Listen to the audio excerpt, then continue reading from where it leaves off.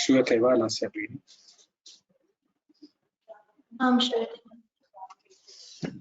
यस्य ज्ञानदया सिन्धोरगाधस्यानघा गुणाः सेव्यतामक्षयो धीरा सश्रिये चामृताय च। अथ वाग्वर्गः। Lasya Bhagini, you have to tell the full pankti. Don't break in between. Okay.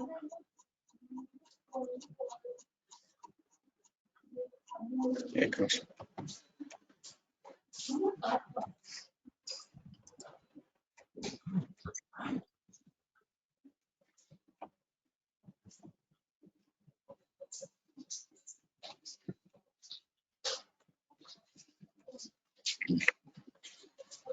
ब्राह्मी तु अथवाग्वर्गः ब्राह्मी तु भारती भाषा गीर्वाग्वाणी सरस्वती व्याहार उक्तिर्लपितं भाषितं वचनं वचः अपभ्रंशोपशब्दस्याच्छास्त्रे शब्दस्तु वाचकः तिंसुबन्त च यो वाक्यं क्रिया वाकारकान्विता श्रुतिस्त्रीवेद आम्नायस्त्रयी धर्मस्तु तद्विधि स्त्रियामृत्कामयतिः इति वेदास्त्रयस्त्रयी शिक्षेत्यादिश्रुतेरङ्गम् ओङ्कारप्रणवौ समौ इतिहासः पुरावृत्तमुदात्ताद्यास्त्रयस्वराः आन्वीक्षिकी दण्डनीतिस्तर्कविद्यार्थशास्त्रयोः आख्यायिकोपलब्धार्था पुराणं पञ्चलक्षणं प्रबन्धकल्पना कथा प्रवह्लिका प्रहेलिका स्मृतिस्तु धर्मसंहिता समाहृतिस्तु संग्रहः समस्या तु समासार्था किंवदन्ती जनश्रुतिः वार्ता प्रवृत्तिर्वृत्तान्त उदन्तस्यादथाह्वयः आख्याह्वे अभिधानं च नामधेयं च नाम च युतिराकारणाह्वानं सम्भूतिर्बहुभिः कृता विवादो व्यवहारस्यादुपन्यासस्तु वाङ्मुखम्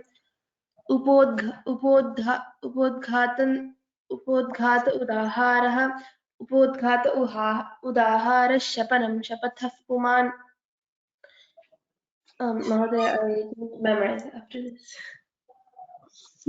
अस्तु, धन्यवादाः। You can mute yourself on your own.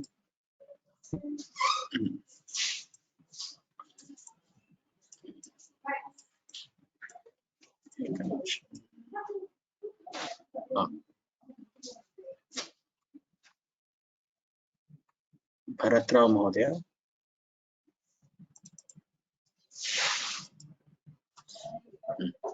भरतराव महोदय। नमस्ते। नमस्ते महोदय। प्रश्नोनुयोग अलिंद ಹೇಳ್ತೀರಾ? ट्रೈ ಮಾಡ್ತೀನಿ ಸರ್। प्रश्नोनुयोगः पृच्छा च प्रतिवाक्योत्तरे समे मिथ्याभियोगोऽभ्याख्यानमथ मिथ्याभिशंसनम् अभिशापः प्रणादस्तु शब्दस्यादनुरागजः यशः कीर्तिसमज्ञा च स्तव स्तोत्रं स्तुतिर्नुतिः आम्रेडितं। एक निमिष। यश कीर्तिसमज्ञा च। अस्तु महोदय। यशः कीर्तिसमज्ञा च स्तव स्तोत्रं स्तुतिर्नुतिः आम्रेडितं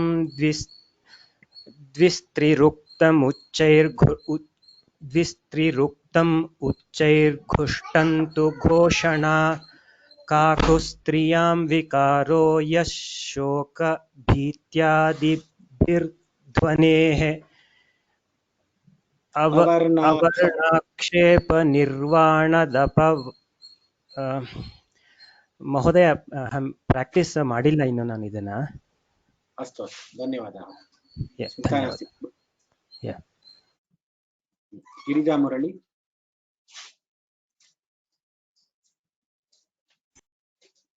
Hello? Sure. Next. अवर्णाक्षेपनिर्वाद परिवादापवादवत्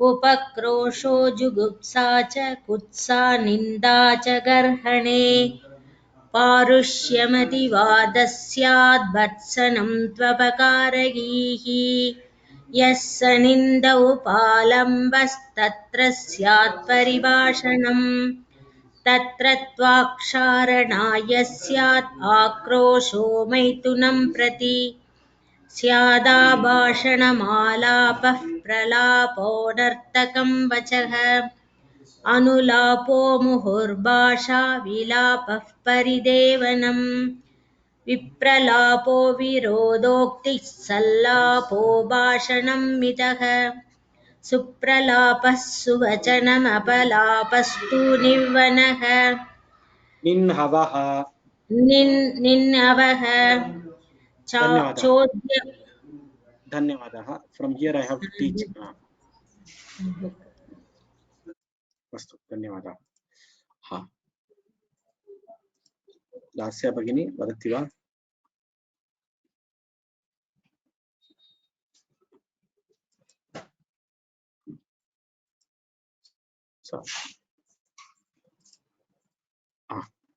लास्या भगिनी वदति वा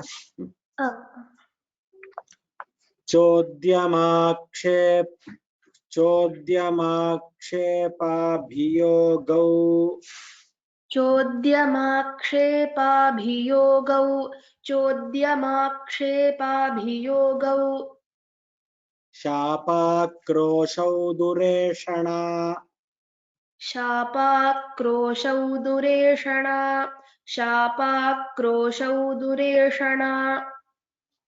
अस्त्रीचाटुचटुश्लाघा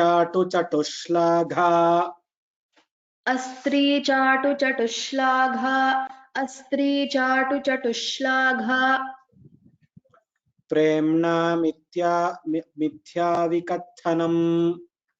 प्रेम्णा मिथ्याविकथनम् प्रेम्णा मिथ्याविकथनम् संदेशवाग्वाचिकं स्यात् संदेशवाग्वाचिकं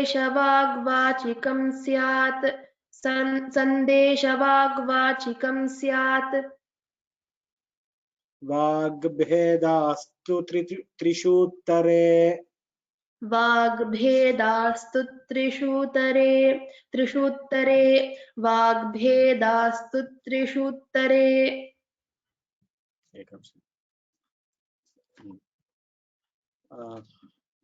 रुशती वागकल्याणी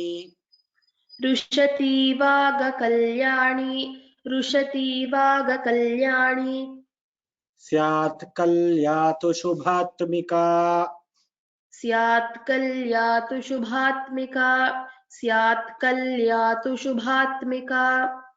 अत्यर्थमधुरं सान्त्वम्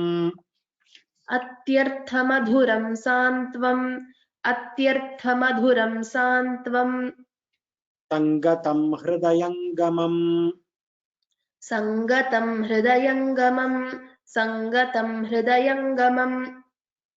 निष्ठुरं परुषं ग्राम्यम्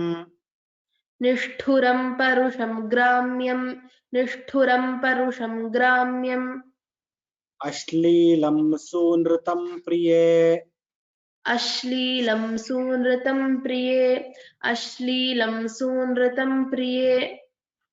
सत्येथ संकुलक्लिष्टे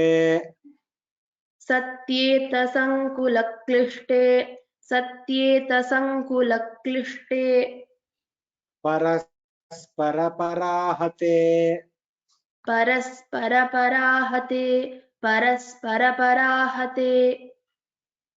लुप्तवर्णपदङ्ग्रस्तम्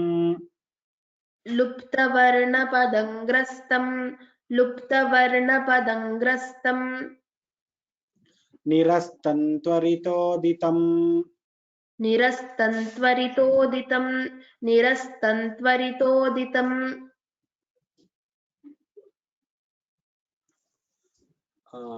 एकनिमिषम् तत्र जम्बूकृतम् इति अस्ति वा पुस्तके अम्बूकृतम् इति अस्ति वा मम समीपे पुस्तकम् अस्ति महोदय। पुस्तकं नास्ति। तत्र अम्बुकृतं सनिष्ठीवम् अम्बूकृतं सनिष्ठीवम् अम्बूकृतं सनिष्ठीवम् अबद्धं स्यादनर्थकम् अबद्धं स्यादनर्थकम् अबद्धं स्यादनर्थकम् अनक्षरमवाच्यं स्यात् अनक्षरमवाच्यं स्यात् अनक्षरमवाच्यं स्यात् आहतन्तु मृषार्थकम् आहतन्तु मृषार्थकम् आहतन्तु मृषार्थकम्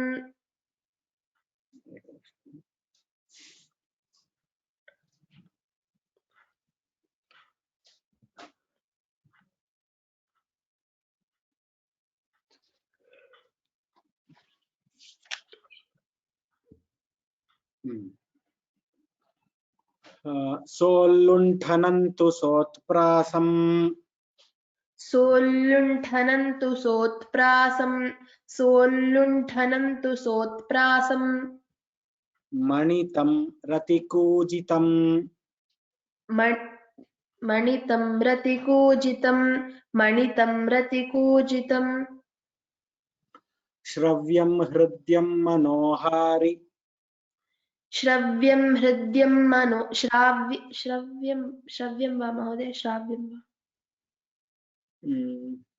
श्राव्यं हृद्यं मनोहारि श्राव्यं हृद्यं मनोहारि श्राव्यं हृद्यं मनोहारि विस्पष्टं प्रकटोदितं विस्पष्टं प्रकटोदितं विस्पष्टं प्रकटोदितम् अथम्लिष्टमविस्पष्टम् अथम्लिष्टमविस्पष्टम् वितथं त्वनृतं वचः वितथं त्वनृतं वचः सत्यं तथ्यमृतं सम्यक् सत्यं तथ्यमृतं सम्यक् सत्यं तथ्यमृतं सम्यक् अमूनि त्रिषु तद्वति अमूनि त्रिषु तद्वति उत्तमं धन्यवादः इदानीं किञ्चित् अर्थावगमनं प्रति गच्छामः so we were in स्तोत्रमृडितं स्तुतं वार्ता किं वदन्ति जनश्रुतिः I think we have done अतः वार्ता प्रवृत्तिर वृत्तान्त उदन्तः स्याद् अताह्वयः till there we have completed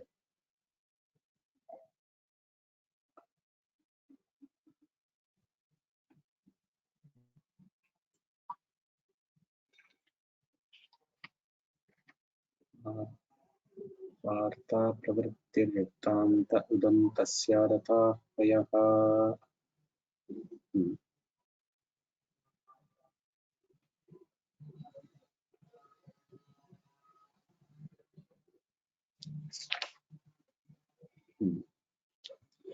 The next set of words is for name.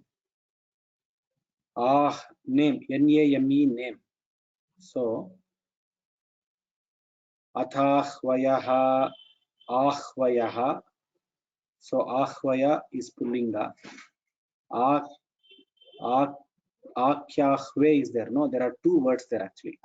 So, you have to split that as akhya plus ahva. So, akhya plus ahva will become akyahve.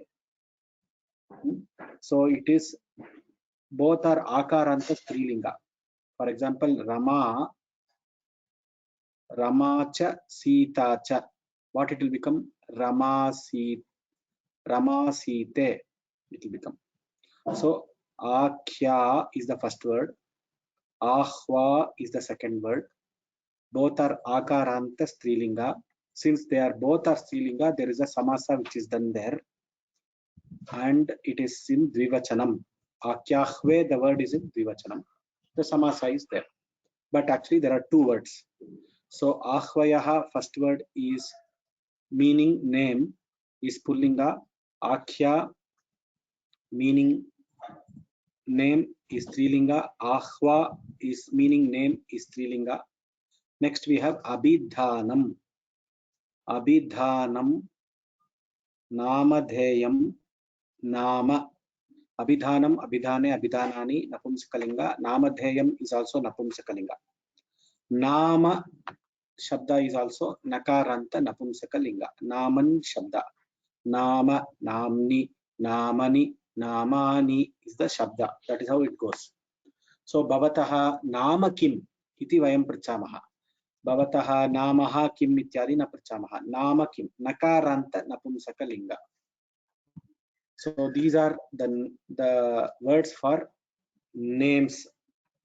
The next thing is how to call, invite or call. So for example, hutihi, akarana, hutihi, akarana, strilinga. Ahvanam, ahvanam is napumsakalinga. So hutirakarana ahvanam, actually hutihi, akarana, strilinga. So there are two words. Ahvanam, napumsakalinga. So it means what? It means ahvanam, calling a person, addressing a person, vocally calling a person. Saha mam ahvayati, akarayati. Bhaktaha harim akaritavan. So he called Hari. So he rakshanartham akaritavan. Draupadi Krishnam akaritavati. So like that. Akarana. So these are the sentence for ahvanam, calling. It is also related to vagvarga. So it's something which we are doing verbally, orally we are doing. That is why it is included in vagvarga. Next, one more thing. Next word is samhutihi. Samhutihi bahubihi krita. Suppose if there are many people and they start calling you. Suppose in the class there are 10 people. Suddenly they see you are going somewhere and you are going to fall in the pit. They'll say, "Hey Rama," sir, everybody will start shouting at you. So bahubihi krita ahvanam samhutihi iti uchyate. So samhutihi ityukte bahubihi krita ahvanam. Next is vivado vyavaharasyat. Vivadaha vyavaharaha. Vivadaha is you can call it as Vivada is an argument actually.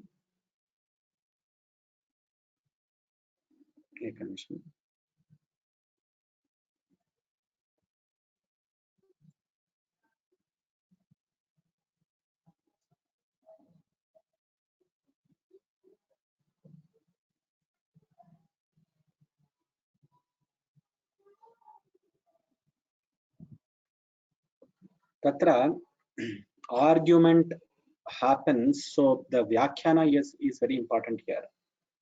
Vivadaha vyavaharaha. So rina danadi nimitta vividha vadasya. So these are the arguments or quarrel which arise, and because of which we end up in a court or somewhere. That is for rina.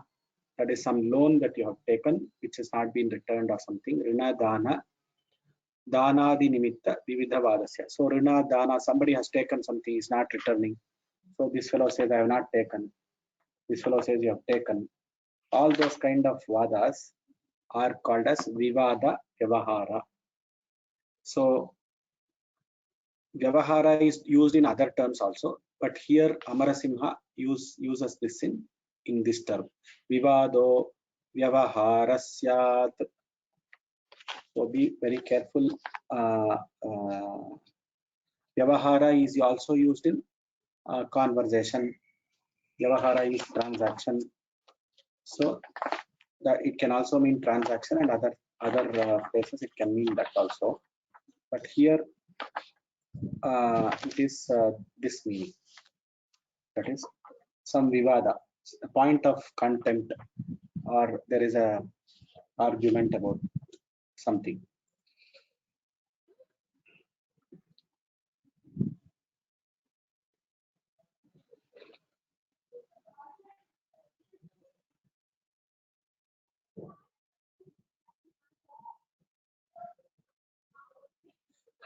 Next we have upanyasastu vangmukham. Upanyasastu vangmukham. So upanyasa is, what is upanyasa? It is vangmukham. Upanyasa is a lecture traditionally. Upanyasa, vangmukha, both are lectures. So vangmukham, it can also mean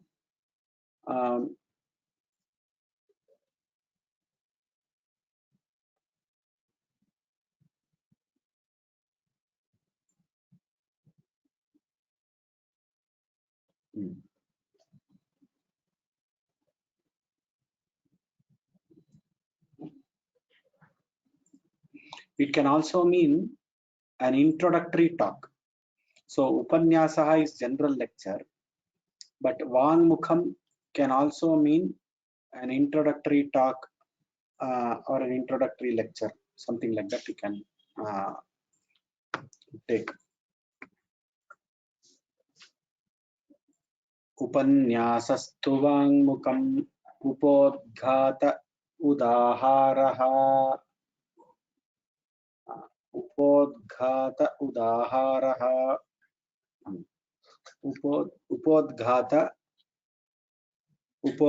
udaharaha.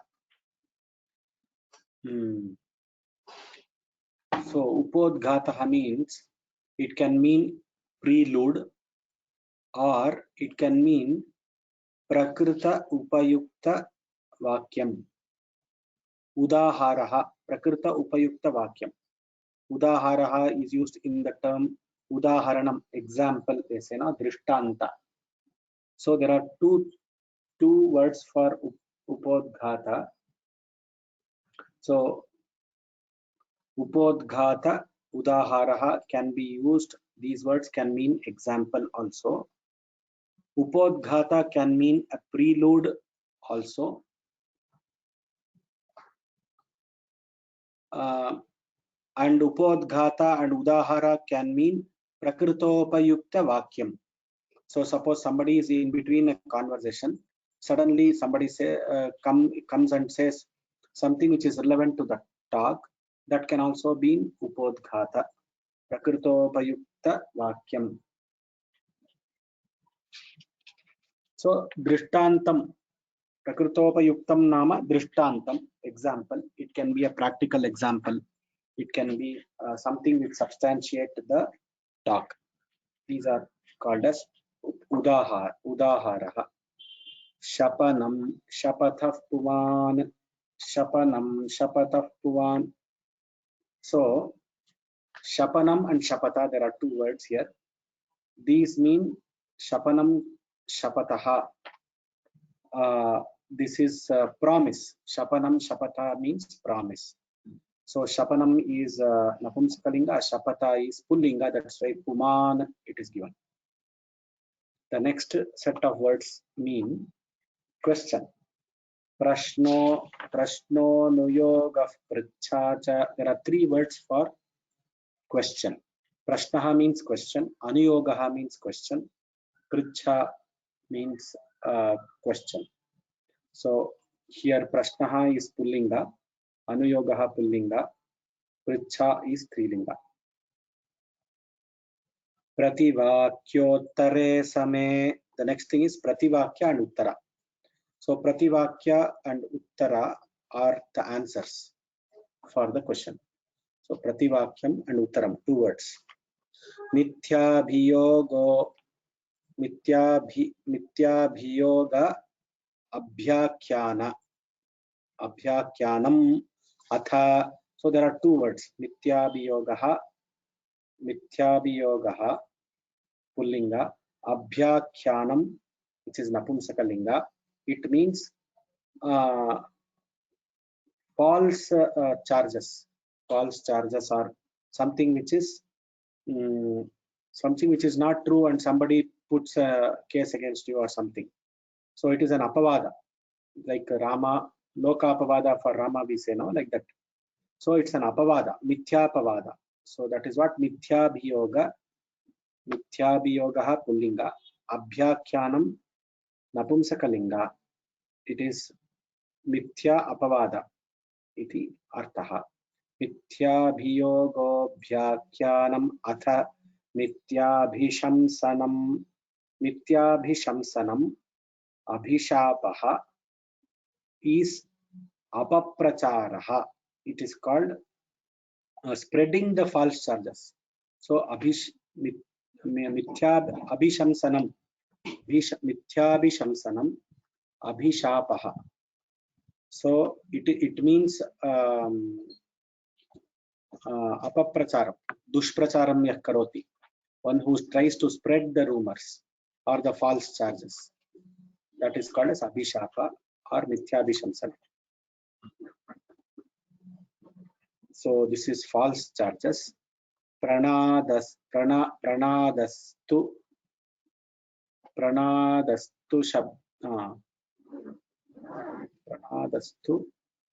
shabdaha syat anuragajaha.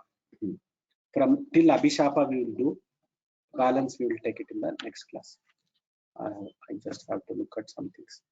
Okay, now if you have any questions, we have 10 minutes. In the 10 minutes, we will answer some questions. Other further questions, if they are there, we will answer it in the next class. I will first put down all the hands, and now you can raise the hand, because there were hands which were raised for a recitation. So I just put down everybody's hand. Now you can once again raise, please. Udita Bhagini. Namaste Mahodaya. तत्र उपोद्घात अस्ति वा उपोद्घात अस्ति वा? उपोद्घात अस्तु। अन्य कवर्गः। अभिशंसनं प्रशंसनम् इत्यस्य opposite अस्ति वा? तत्र अभि उपसर्गः प्रशंसनम् इत्यस्य भवितुमर्हति, पर ऑपोजिट इति डायरेक्टली वक्तुं न शक्यते। अभिशंसनं नाम अत्र अपप्रचारः इति अस्ति, प्रशंसा अपि सुप्रचारः, तर्हि अभिशंसनम् ऑपोजिट अस्तु भवितुमर्हति। अस्तु भवितुमर्हति। धन्यवादः। रामकृष्णन् श्रीनिवासन् महोदय,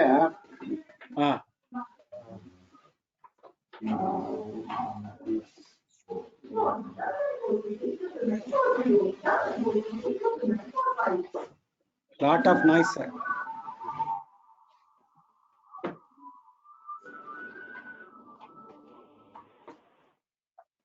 We are unable to hear you, sir. महोदय, अकारणम् इति वक्तव्यं वा अकारण इति वा वक्तव्यम्? अकारण means स्त्रीलिङ्ग, अकारणं नपुंसकलिङ्ग.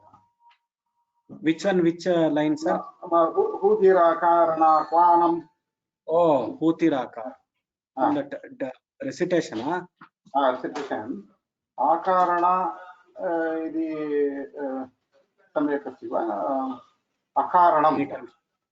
एकनिमिषम्. Which is that line? हूतिराकारणह्वानं. हूतिः आकारणह्वानं. So अस्माकं पुस्तके आकारणम् इति लिखितम्. आकारणमेव ऊतिराकारणाह्व ऊतिः आकारणा मीन्स् स्त्रीलिङ्गः आकारणं नपुंसकलिङ्गः आकारणम् is not there, so ऊतिः आकारणा आह्वानम् आह्वानं नपुंसकलिङ्गः आकारणा इति वक्तव्यम् आकारणा स्त्रीलिङ्ग आकारणा वक्तव्यम् धन्यवादः चित्रा भगिनी Namaste, sir. Sir, line number 393. You have said Jambu Kritam. Yesterday you asked us to correct it to Jambu Kritam. Which is the one right? Which is Ambu Kritam or Jambu Kritam? Yesterday did I tell you to do it Jambu Kritam? Yes. நான் வந்து correct பண்ணிட்டு இருக்கேன். Jambu Kritamனு சொன்னேன். அதை correct பண்ணிட்டு இருக்கேன். இன்னைக்கு வந்து அம்பு கிருத்தம்னு சொல்றேன். Which one is right? இதுக்கு சொன்னேன் நான் சுனிஷ்டிவத்தை பத்தி சொன்னேன். Okay. If I have told it is incorrect, so I am extremely sorry. It is Ambu Kritam. Okay. Ambu Kritam. Likewise, in line number 395, Solandanam to Soprasam. Hello.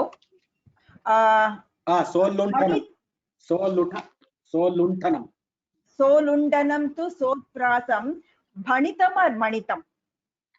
Bhanitam. Bhadat Bhanitam. Manitam இருக்குதுல டெக்ஸ்ட்ல தான் கேட்டிருந்தேன். Bhanitam. Okay. Thank you so much. And one more question.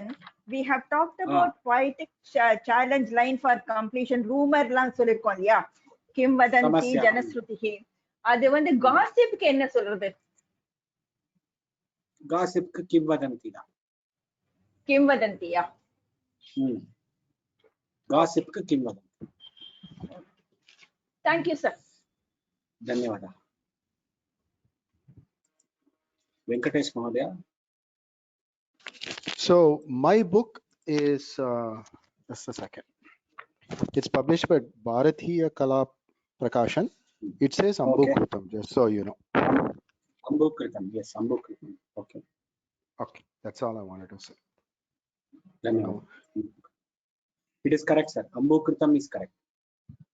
Okay, thank you.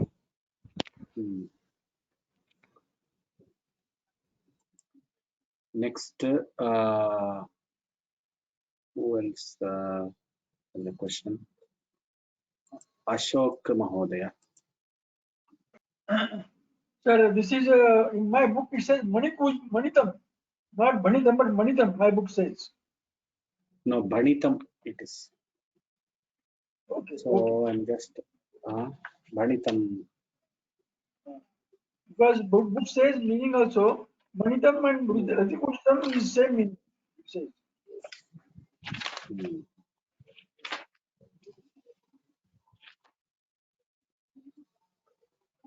Bhanitam. Wonderful. What is the line number, sir? Actually, line number. I confirm to. It is 395. 395. Okay. 395. So my book says Manitam Ratikushtam same meaning. In many books it is not there only. Soluntanam to Soprasam Bhanitam Ratikuditam is not there in many books. Okay. It is Bhanitam. Bhanitam. Next, Rao Mahodaya.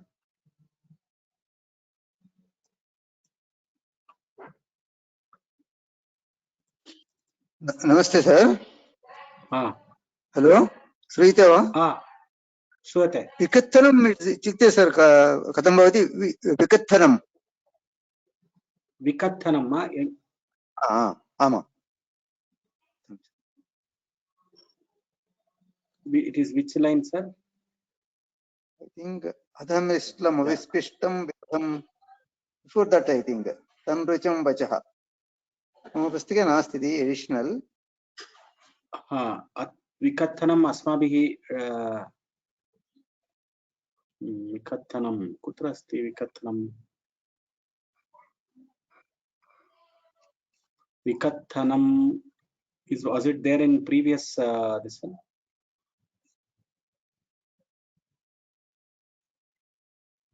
No, you told, sir. Purilla, I'm unable to hear you clearly, sir. Vikathanam is there, sir, in the today's text, today's lesson.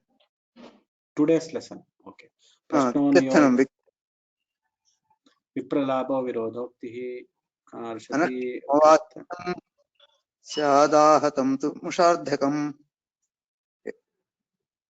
Mithya, okay.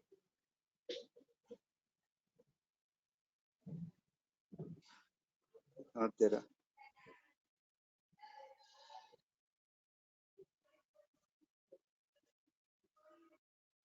Mithya vikathanam, that one you are talking? Yes, sir. What is your doubt there? Vikathanam means what exactly mean? Actually, this word is used by Hanuman in Yuddhakanda, sir, with Ramanasura. Vikathanana. Yes.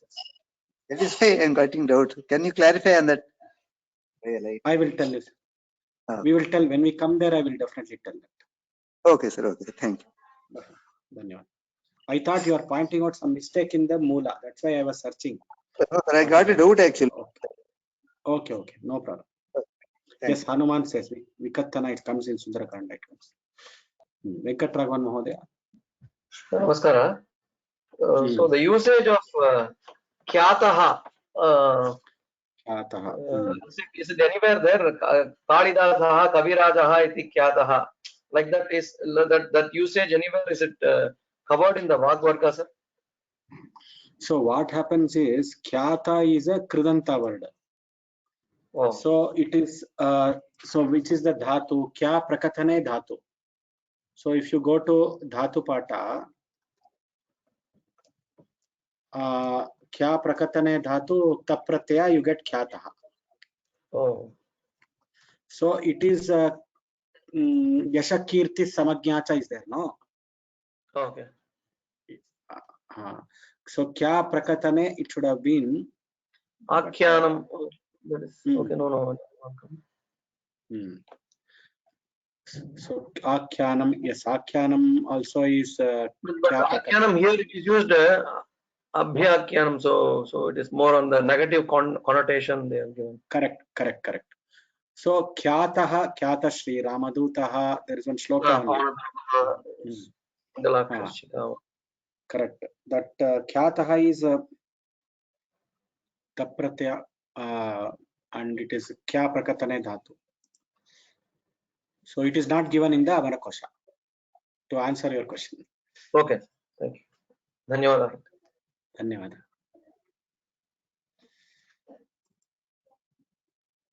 Panchanadam sir. Several questions, but some of them you have answered. But one thing which I want to find out is today's lesson. The Soluntanam tu Sotprasam Manitam Ratihunitam. Manitam seems to be more appropriate. Of course, when you come to the meaning, you will discuss that. Because that's a sound made when you are having some, romance. Whereas Manitam is regular sound. So I looked at the meaning of both.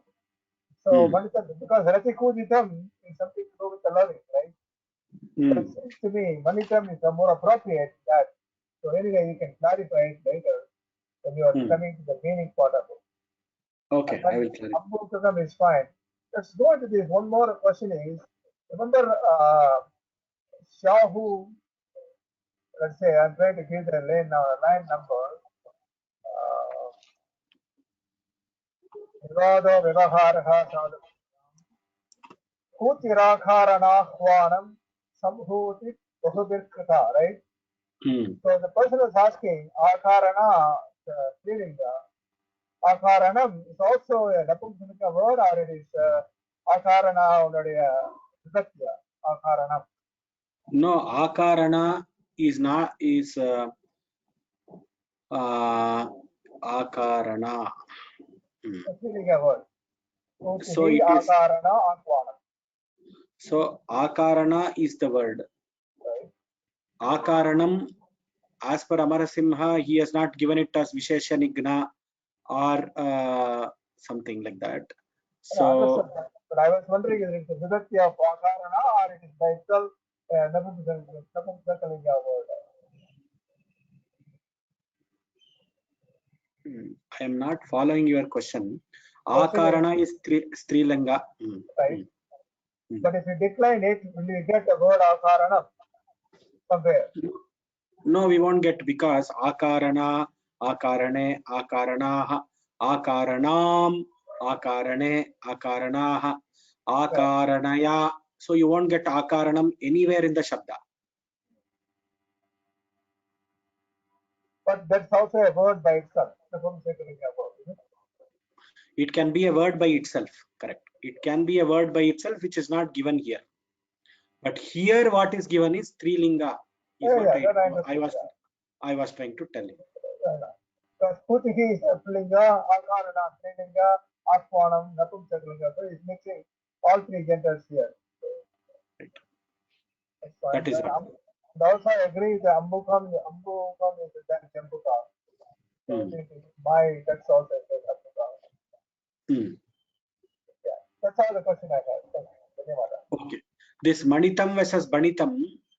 See, let me come back to you on that. Right. Because so I've seen Manitam is a sound made when people are, in love with each other, like a Mercury sound, blah blah blah. So it's because he's talking Rati Pujitam is connected with loving. I thought it's more appropriate than Manitam. But Manitam also sounds like a song. So that's what it is.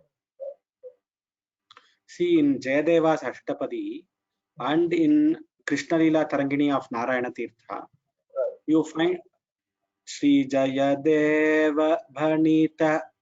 So Bhanitam is there. Then there is Bhanitam is there. Then there is Manitam is there. All these words are there. So it can be either, but we have to see what is most appropriate. I will come back to you on that. Thank you. Looks because of Rati Kojanam, you are saying it has to be Manitam. That is what you are saying. And also he says Banitam is different. Okay, I don't want. Well, I will clarify that. Right. Dhanyawad. Venkateshwaran Gopala. Namaskaram, sir. Sir, this is a question in Ashtadhyayi. Many, for example, some the sutras are names are getting repeated. Akarmakascha, 25, 35, 45 sutras are all same. Why same sutra is repeated? In, for example, the Tritiya Padam Prathama Adhyaya, you see some sutras are getting repeated. Why is it so? The requirement of the sutra or the prakarana, there is a prakarana. The purpose of the sutra is to give the Shabda Sadhutva to the Vedas. So in that prakarana, and this Akarmakacha will come in to 2 or 3 places. Bahulam Chandasi will come in 10 places. So like that it is required in those places. That is why it comes. So only when you understand Ashtadhyayi, you will understand why it is there like that, which I can't explain in this class. In this class, nor in that class. Okay. We have to learn Ashtadhyayi. See, even in Lalita Sahasranama and Vishnu Sahasranama, there are some names which have come twice.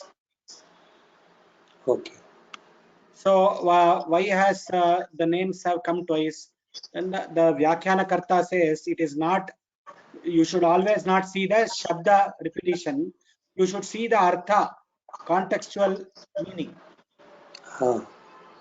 Like that in Lalita Sahasranama, there is not even one name which is repeated. That is what Vashinyadi Vagdevata Rishayaha they say. But still you will feel that there are names are being repeated. But it will, the meaning may change. Contextual meaning may change. Meaning is changing. Same way in Vishnu Sahasranama also. So like that in Ashtadhyayi also, you will have lot of contextual applications of the sutras. Okay. Dhanyavada. Dhanyawad.